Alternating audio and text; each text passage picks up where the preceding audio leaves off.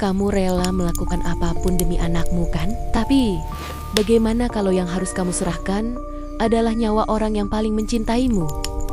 Anissa menuliskan satu nama, dan sejak itu, ketukan dari dunia lain tak pernah berhenti.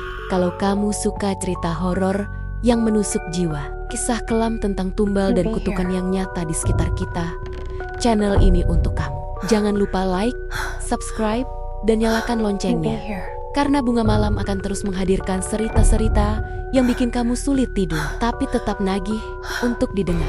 Anissa pertama kali bertemu Raka saat hujan turun di pelabuhan kecil.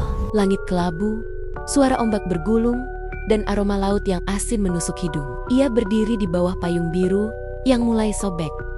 Sementara sepatunya sudah basah kuyup. Sendirian. "Mbak," tanya suara berat dari belakangnya. Anissa menoleh.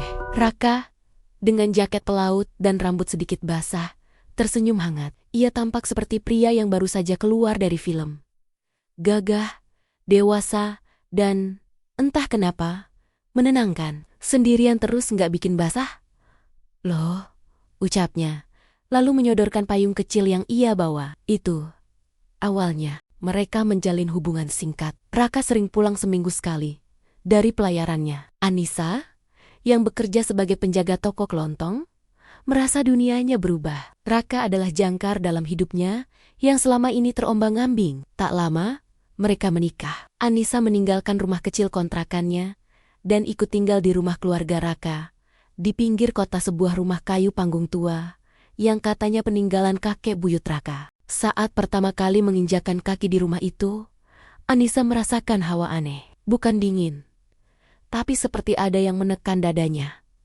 "Rumahnya kok sunyi banget ya?"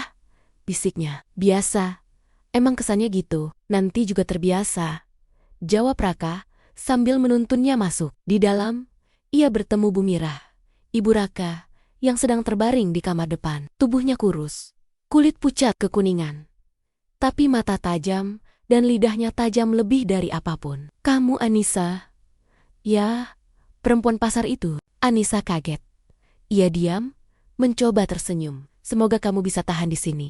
Rumah ini nggak suka yang lemah." Dua kakak iparnya, Andra dan Johan, hanya menyambut dengan anggukan malas dari ruang tengah. Anissa melihat mereka seharian duduk menonton televisi dan bermain ponsel. Satu-satunya yang menyambut hangat adalah Tari, adik bungsu Raka. "Mbak Anissa ya? Wah, akhirnya ketemu juga. Aku Tari. Senang punya kakak ipar. Kalau butuh bantuan, panggil aja aku." Anissa mengangguk. Untuk pertama kalinya, dia merasa sedikit lega. Tapi hari-hari setelahnya, kehidupan menjadi sangat berat. Raka kembali melaut, dan semua beban rumah jatuh di tangan Anissa.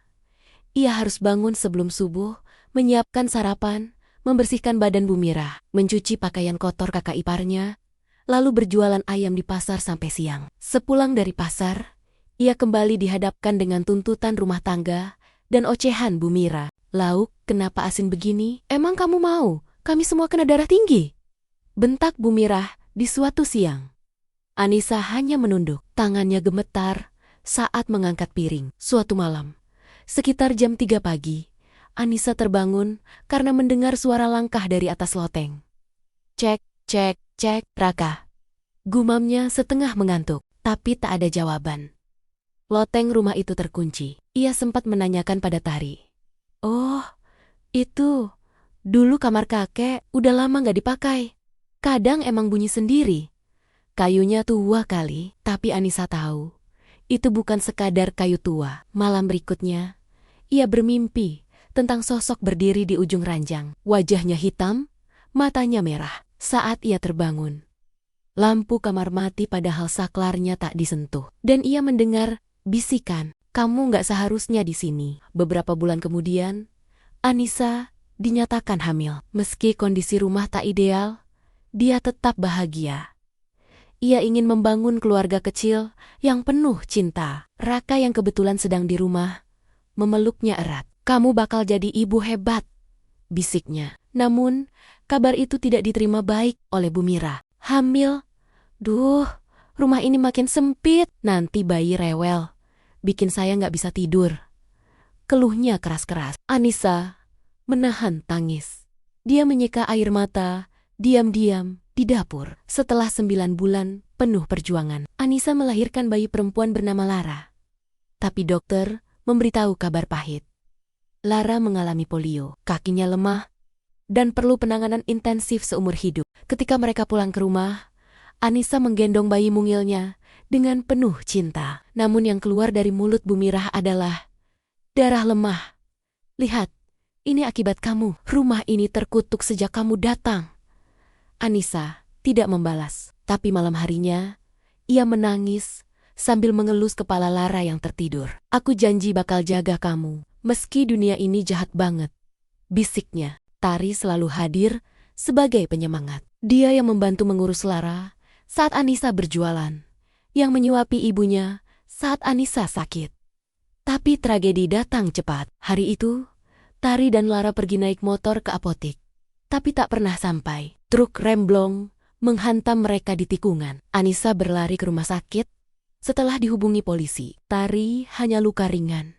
Tapi Lara, anaknya koma, Bu, harus segera dioperasi, tapi biayanya besar. Anissa memohon ke Andra dan Johan, tapi hanya ditolak dengan dingin. Gua aja belum bayar motor, kata Andra sambil makan gorengan. Bu Mirah hanya meludah dan berkata, kalau sudah waktunya, ya pergi aja. Jangan dilawan takdir. Malam itu, di lorong rumah sakit, Anissa duduk sendiri, menatap lampu yang berkedip. Matanya sembab, tangannya gemetar. Tiba-tiba, seorang perempuan tua dengan wajah keriput dan baju putih lusuh duduk di sebelahnya. Ia menyerahkan secari kertas dan berbisik, kamu nggak bisa beli hidup, tapi kamu bisa tukar. Anissa membuka lipatannya. JL Puncak Randu nomor 13, belakang pemakaman Belanda. Saat Anissa menoleh, perempuan itu menghilang. Malam Jumat Kliwon, hujan turun pelan. Anissa mengendarai motor butut, melewati pemakaman yang gelap. Tak ada suara, kecuali kodok dan serangga. Rumah itu berdiri seperti bayangan masa lalu, reyot, kusam, tapi menatapnya seolah sudah lama menunggu. Pintu terbuka sendiri setelah 3 ketukan. Di dalam, seorang wanita tua duduk di kursi roda, rambutnya panjang, hampir menyentuh lantai. Matanya kosong, kulitnya putih pucat seperti kapur. Masuklah, Anissa, suaranya bergema. Di dalam kepala, di atas meja, ada lilin hitam, boneka dari tanah, dan 1 kertas kosong. 1 nama, maka nyawa anakmu akan ditukar. Anissa menangis, tapi tangan gemetarnya menulis. Tari, saat pulang, rumah tampak tenang. Besoknya, Tari ditemukan tewas di kamarnya. Tubuhnya membeku dalam posisi meringkuk, matanya membelalak.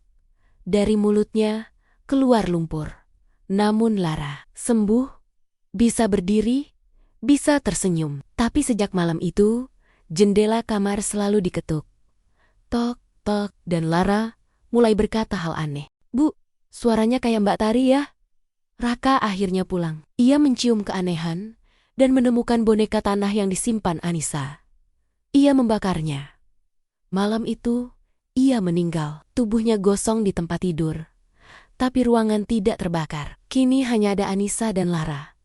Dan Lara tiap malam duduk di depan jendela. Bu, nanti kalau aku sakit lagi, nama siapa yang ibu tulis? Anissa menatap kertas alamat yang kini mulai hitam terbakar. Tangannya gemetar, tapi suara ketukan terus datang.